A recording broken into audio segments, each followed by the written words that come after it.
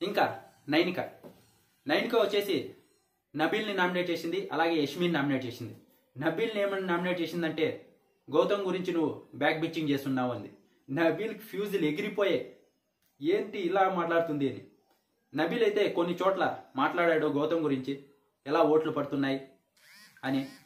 అలాగే విష్ణుప్రియ యష్మి కూడా మాట్లాడారు. అసలుకి గౌతమ్ ఏం గేమ్ ఆడాడు, ప్రేరణ కూడా మాట్లాడింది, ఏం గేమ్ ఆడాడు, ఎలా ఓట్లు పడుతున్నాయి, ఎలా టాప్ 5కి వచ్చాడు, పవన్ కళ్యాణ్ గారి రెడ్ టవల్ కట్టుకోవడం వల్లే ఇంతవరకు వచ్చాడు, లేకుంటే ఎప్పుడో వెళ్ళిపోవాలి, ఈ వారమే వెళ్ళిపోవాలి అని.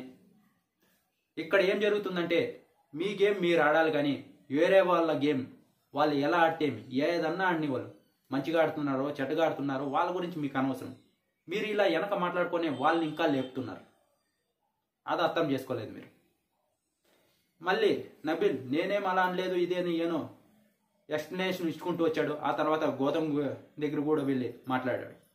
ఇంకా నెక్స్ట్ వచ్చేసి యష్మిని ఏమని నామినేట్ చేసిందంటే నువ్వు ఫ్రెండ్స్ అని చెప్పే వెనకాల బ్యాక్ బిచ్చింగ్ చేస్తున్నావు అని. ఇప్పుడు ప్రేరణ హస్బెండ్ వచ్చినప్పుడు నువ్వు క్రింజ్ అన్నావు అని. దానికి మళ్ళీ ఎక్స్ప్లెనేషన్ ఇచ్చింది, నేను అలా అనలే లేదు, నేను అదే అప్పుడు గుర్తు రాలేదు, మళ్ళీ సీత వచ్చినప్పుడు గుర్తొచ్చింది, అప్పుడు ఎక్స్ప్లెనేషన్ ఇచ్చింది.